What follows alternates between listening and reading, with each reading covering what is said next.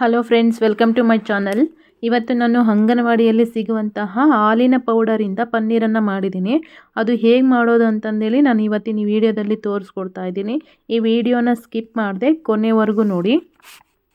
ನಾನಿಲ್ಲಿ ಈ ಪನ್ನೀರನ್ನು ಮಾಡೋದಕ್ಕೆ ಒಂದು 250 ಗ್ರಾಮ್ನಷ್ಟು ಹಾಲಿನ ಪೌಡರನ್ನು ತೊಗೊಂಡಿದ್ದೀನಿ. ಎಷ್ಟು ಪೌಡರ್ ತೊಗೊಂಡಿರ್ತೀವ ಅದೇ ಅಳತೆಗೆ 3 ಬೌಲಷ್ಟು ನೀರನ್ನು ಸೇರಿಸ್ಕೋಬೇಕಾಗುತ್ತೆ. ನೋಡಿ, ಈ ರೀತಿ ನೀರು ಸೇರಿಸ್ಕೊಂಡಿದ್ದಾದಮೇಲೆ ಚೆನ್ನಾಗಿ ಮಿಕ್ಸ್ ಮಾಡಬೇಕು. ಅದರಲ್ಲಿ ಗಂಟೆಲ್ಲ ಹೋಗೋ ಥರ ನಿಧಾನಕ್ಕೆ ಈ ರೀತಿ ಮಿಕ್ಸ್ ಮಾಡ್ಕೋಬೇಕಾಗುತ್ತೆ. ನೋಡಿ, ನಾನಿಲ್ಲಿ ಇನ್ನೂ ಸ್ವಲ್ಪ ನೀರನ್ನು ಹಾಕ್ತಾ ಇದ್ದೀನಿ. ಹಾಲು ಸ್ವಲ್ಪ ಗಟ್ಟಿ ಅನ್ನಿಸ್ತಾ ಇದೆ, ಅದಕ್ಕೋಸ್ಕರ ಈ ರೀತಿ ಎಲ್ಲ ನೀಟಾಗಿ ಕಲಿಸ್ಕೊಂಡಿದ್ದಾದಮೇಲೆ ಈಗ ಒಲೆ ಮೇಲೆ ಇಡ್ತಾ ಇದ್ದೀನಿ ಹಾಲು ಬಿಸಿ ಆಗೋದಕ್ಕೆ. ಅದು ಒಂದು ಕುದಿ ಬಂದರೆ ಸಾಕಾಗುತ್ತೆ. ಸಣ್ಣ ಉರಿಲೇ ನಾವು ಕುದಿಸ್ಕೋಬೇಕಾಗುತ್ತೆ ಈ ಹಾಲನ್ನು ಒಲೆ ಮೇಲೆ ಇಟ್ಟಿದ್ದಾದಮೇಲೆ ನಾವು ಈ ರೀತಿ ಕೈ ಆಡಿಸ್ತಾನೆ ಇರಬೇಕು. ಯಾಕೆ ಅಂತಂದರೆ ಗಂಟಾಗೋ ಚಾನ್ಸಸ್ ಇರುತ್ತೆ, ಹಾಗೆಯೇ ತಳ ಹಿಡಿಯೋ ಚಾನ್ಸಸ್ಸು ಸಹ ತುಂಬ ಇರುತ್ತೆ. ಅದಕ್ಕೋಸ್ಕರ ಈ ರೀತಿ ಕೈ ಆಡಿಸ್ತಾನೆ ಇರಬೇಕು ನಾವು. ಇದು ಒಂದು ಕುದಿ ಬಂದಾದಮೇಲೆ, ಈಗ ಕುದಿ ಬಂದಿದೆ ನೋಡಿ, ಕುದೀತಾ ಇದೆ.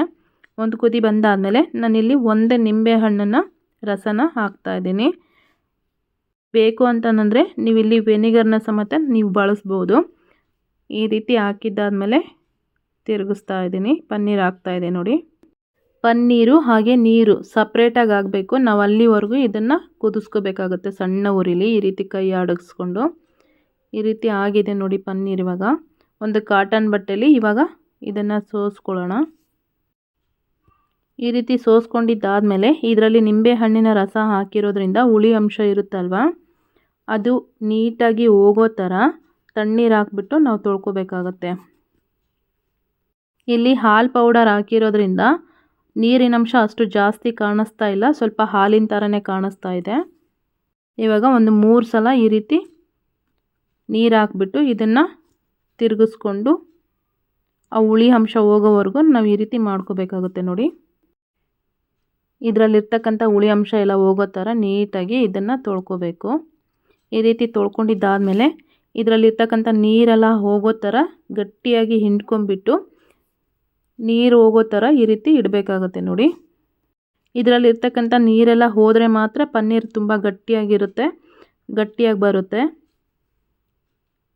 ಈ ರೀತಿ ಒಂದು 10 ನಿಮಿಷ ಇಟ್ಟರೆ ಸಾಕಾಗುತ್ತೆ ಅನಿಸುತ್ತೆ. ನೋಡಿ, 10 ನಿಮಿಷ ಆಗಿದ್ದಾದಮೇಲೆ ನಾನು ತೆಗಿತಾ ಇದ್ದೀನಿ. ಈ ರೀತಿ ಬಂದಿದೆ ಪನ್ನೀರ್, ತುಂಬ ಪರ್ಫೆಕ್ಟಾಗಿ ಬಂದಿದೆ. ಇದನ್ನು ಒಂದು 10 ನಿಮಿಷ ನಮ್ಮ ಹಸ್ತದ ಸಹಾಯದಿಂದ ಚೆನ್ನಾಗಿ ನಾದ್ಕೋಬೇಕು. ಈ ರೀತಿ ಪುಡಿ ಪುಡಿ ಆಗಿದೆ ನೋಡಿ. ಇವಾಗ ನಾದ್ಕೋತಾ ಇದ್ದೀನಿ. ಇದನ್ನು ನಾದ್ಕೊಂಡಷ್ಟೆಲ್ಲ ಪನ್ನೀರ್ ಚೆನ್ನಾಗಿ ಬರುತ್ತೆ. ಈ ರೀತಿ ಆಗಿದೆ ನೋಡಿ. ನಾನು 10 ನಿಮಿಷ ನಾದ್ಕೊಂಡು ಇಟ್ಕೊಂಡಿದ್ದೀನಿ. ಪನ್ನೀರು ಸಮೇತ ಈ ರೀತಿ ರೆಡಿಯಾಗಿದೆ. ಸೊ ನೀವು ಮನೇಲಿ ಟ್ರೈ ಮಾಡಿ, ತುಂಬ ಚೆನ್ನಾಗಿ ಬರುತ್ತೆ. Thank you.